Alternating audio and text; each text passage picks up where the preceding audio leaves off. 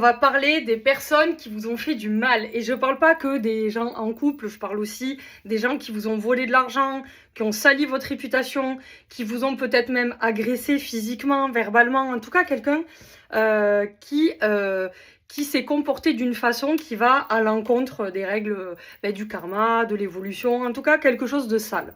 Je vous explique. Tout le monde paye toujours la facture. C'est mathématique, c'est-à-dire à partir du moment où vous allez faire quelque chose de négatif, l'univers enregistre, il n'oublie rien. Alors ça ne veut pas dire que ça va arriver quand vous pensez que ça va arriver. C'est-à-dire que si vous avez par exemple un homme qui vous trompe, c'est pas parce que peut-être avec sa prochaine conjointe, il va peut-être pas se faire tromper. Par contre, tout ce qui est dette karmique, c'est enregistré et peut-être que dans la prochaine vie, quand il reviendra, il va peut-être s'incarner cette fois sous un genre féminin, peut-être, et cette fois, il se fera tromper à son tour. Donc, ça ne veut pas dire que si vous vous êtes fait tromper dans cette vie, c'est que vous avez trompé dans celle d'avant, même s'il y a des fortes chances, puisque pour expérimenter les conséquences de nos actes, il faut les vivre.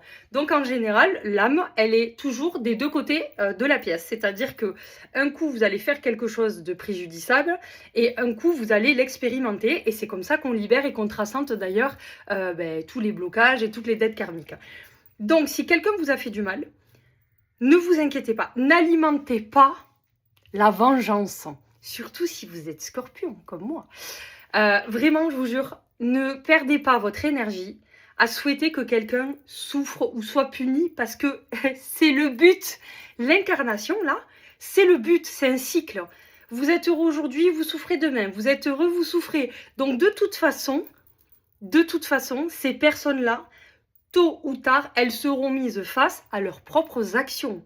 Là où ça pose problème, c'est si vous avez un tel besoin de justice que vous pensez que seul le fait que ces personnes souffrent et payent les conséquences puisse vous libérer. Et c'est là où il faut switcher votre prisme.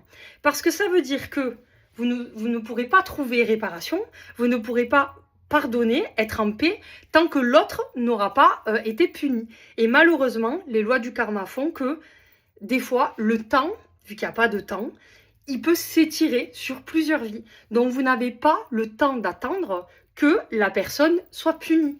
Vous devez avancer, vous devez vous connecter à l'amour, au cœur.